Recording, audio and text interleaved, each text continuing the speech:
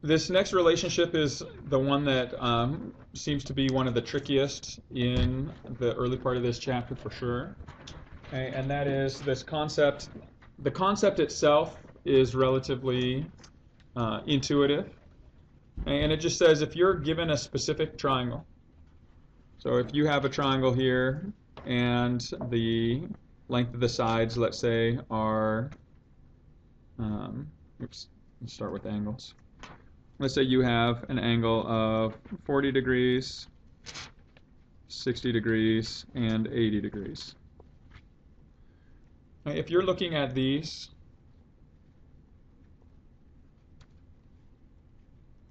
angles, then what this relationship is saying is in any given triangle, the longest side is going to be opposite the largest angle. Okay? So if you look at this, your largest angle is 80 degrees. That means in this particular case, AB is the longest side.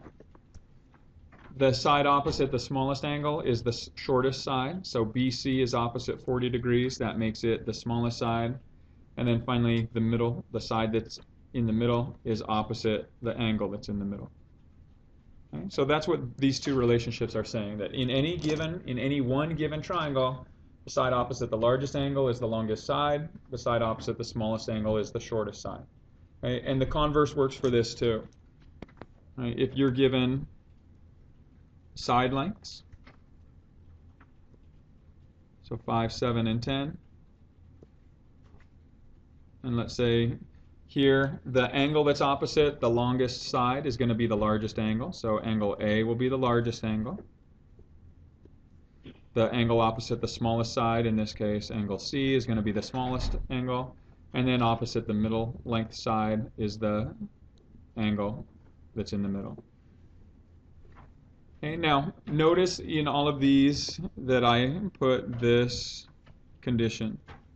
Okay, there's a qualifying condition, and that is in a single triangle. Okay, once you start putting two triangles together, kind of like this image down here, okay, then these rules can only be used to eliminate possible answers, and then you're left with the end solution. So we'll take a look at these examples to kind of show you how to approach a problem like this. And these are the problems that cause some confusion. All right, so what would be the longest side in triangle DEF? Should be straightforward. Yeah. EF, right? Any questions on why that's the case? It's opposite the longest or the largest angle.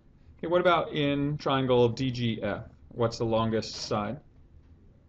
DF, right? Again, there's nobody who would disagree. And now, what if I asked for the longest side in the entire diagram, which is going to be what will normally be the case for this, Brennan? Yeah.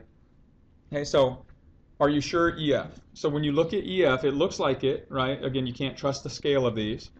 But the fact is that confuses a lot of students is EF is opposite of an angle of 80 degrees. DF is opposite an angle of 107. So does that mean that DF is the longest side overall? No, because look at what happens if you approach it at each distinct triangle, which is why I set it up in this way. If we were to eliminate all the possible sides that are not the overall longest, so in triangle DEF, I can eliminate DE and FD, right? In triangle ADG, where DF is the longest side, I can eliminate DG and GF. So what does that leave as the overall longest side? Yeah. Okay, so you can only apply this property within one triangle itself. It doesn't carry over into other triangles. Okay, now, this is actually drawn to scale to show you. I mean, those are the actual measurements on a Sketchpad design. Okay, and so it should make sense, right, that this 107-degree angle is opposite the same side, or is opposite the same side that this 53-degree angle is. So it should make sense that overall it's not going to be the longest side.